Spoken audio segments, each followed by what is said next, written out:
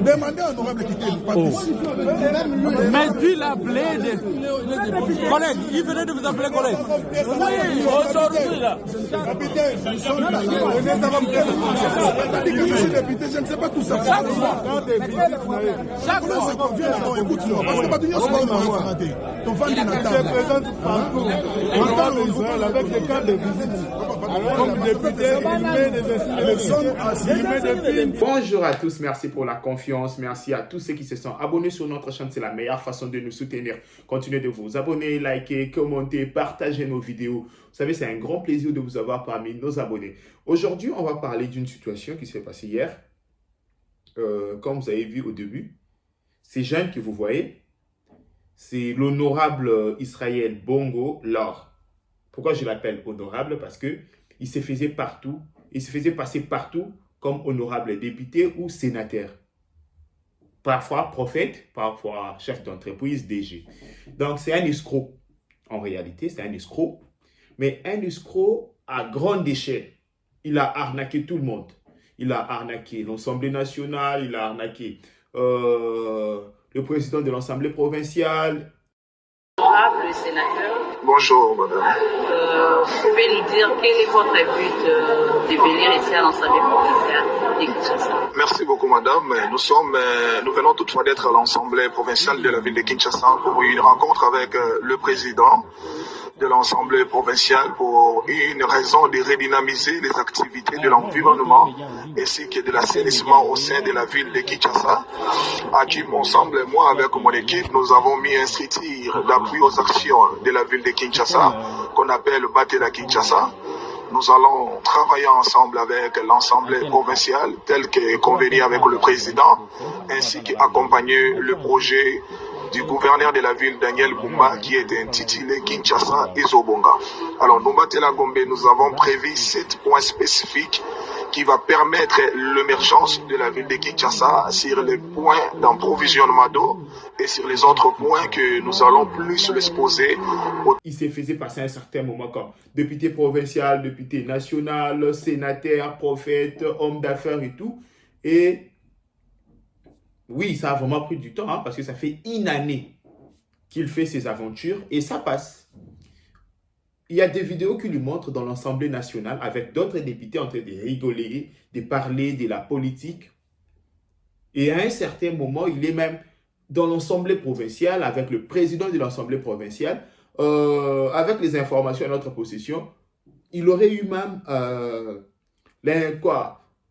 l'entretien privé avec le président de l'Assemblée nationale, qui est le docteur Vital Kamerhe. Ici, je ne sais pas ce que je peux dire, mais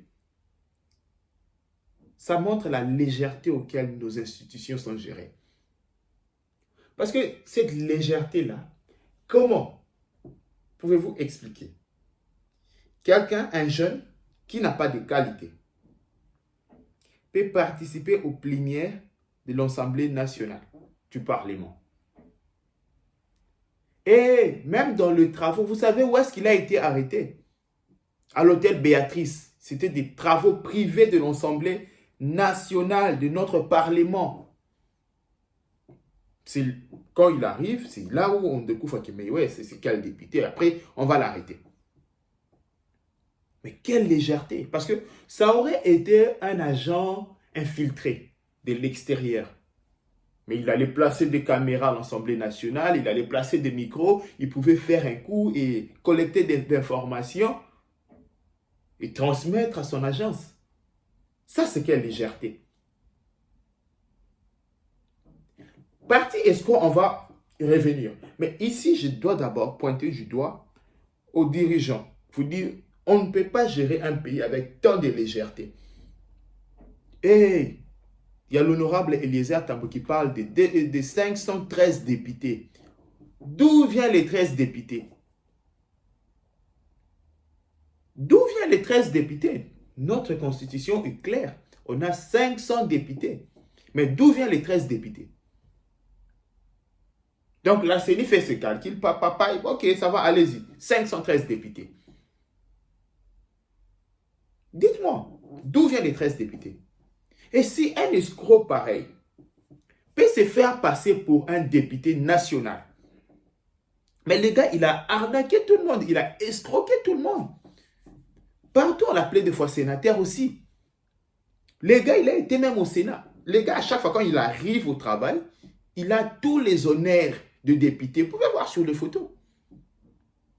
Il a tous les honneurs réservés aux honorables. Mais, à un certain moment, ça me fait rire. Je dis, mais les gars, il n'a pas même pitié des parents d'autrui. Oui, les gars n'ont même pas pitié des parents d'autrui. Donc, tu arrives comme ça les matins, tu acceptes que ses papas se met debout, te donne les honneurs dont tu ne mérites pas. Congolais. Non, mais il y a quelqu'un qui m'a dit, hein, à un certain moment, il essaie de comprendre les Congolais.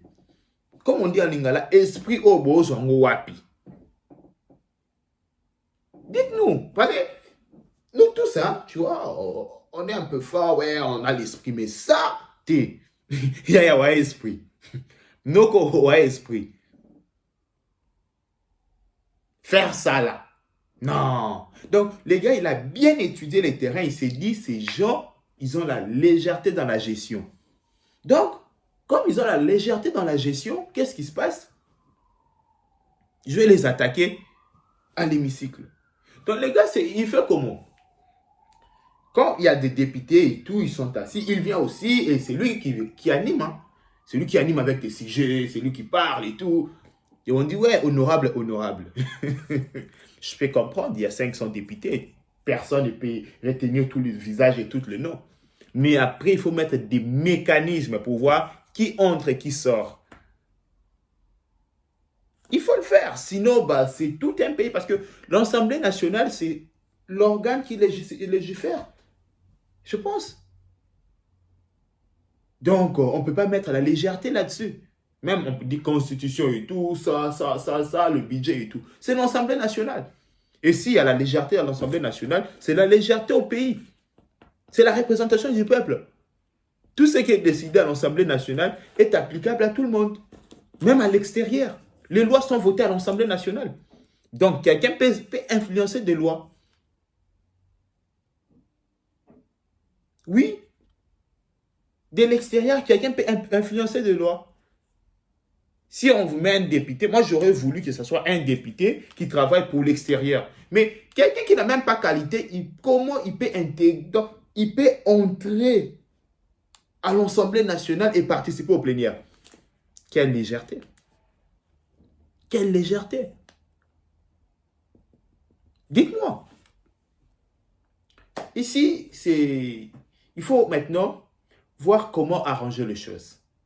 Parce que c'est arrivé. On ne peut pas blâmer tout le monde. Ok, c'est un escroc, il a dribblé tout le monde, on accepte. Mais, monsieur le président de l'Assemblée nationale, vous devez renforcer la sécurité et le contrôle.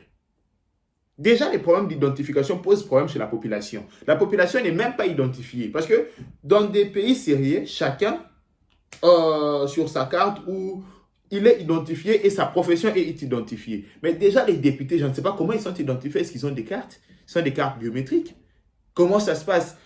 L'accès à l'Assemblée nationale est réservé aux députés. Comment ils entrent? Comment ils sont contrôlés? Comment vous êtes sûr que celui qui est entré, c'est le député en question? Mais vous devez le faire. Si dans une institution, pareil, on n'arrive pas à le faire, comment on va contrôler l'aéroport? Comment on va contrôler nos salles de classe? Comment on va contrôler notre pays? Si l'Assemblée nationale peut être pénétrée facilement comme ça par des escrocs, et la présidence, et les autres institutions, combien des escrocs? Donc, ici, c'est arrivé, cherchons à bien faire les choses. Donner la sécurité aux professionnels de sécurité. Il y a des compagnies professionnalisées dans ce domaine-là. Caméra, reconnaissance faciale, oui, avant d'entrer, la sécurité, le contrôle, ça arrive. Vous pouvez faire des portes qui s'ouvrent qu'avec reconnaissance faciale. C'est partout dans le monde. Ce sont des technologies, même dans les supermarchés, maintenant, ça s'est fait. Même dans là où on travaille partout, le matin, la présence, c'est plus avec la signature. Hein. Maintenant, tu mets l'œil comme ça, on te voit reconnaissance faciale et tu passes. Ce sont des technologies moins coûteuses. Apprenons à bien faire les choses. C'était un tout petit vidéo. Je voulais juste expliquer le problème. Aussi, courage à notre ami Israël Bongo, Laure, honorable. Je pense que la loi doit s'appliquer parce que ça, je ne sais pas quoi dire. Donc, on doit appliquer la loi. Il doit être arrêté, emprisonné parce que ce qu'il a fait, il faut décourager ce genre d'actes. Parce que demain, un autre patin, un autre plaisanteur viendra blaguer et refaire la même chose. Il faut lui décourager, donc lui en dissuader. Ça sera une bonne chose. Merci beaucoup. C'était un grand plaisir de parler avec vous, mes amis. À la prochaine. Bye.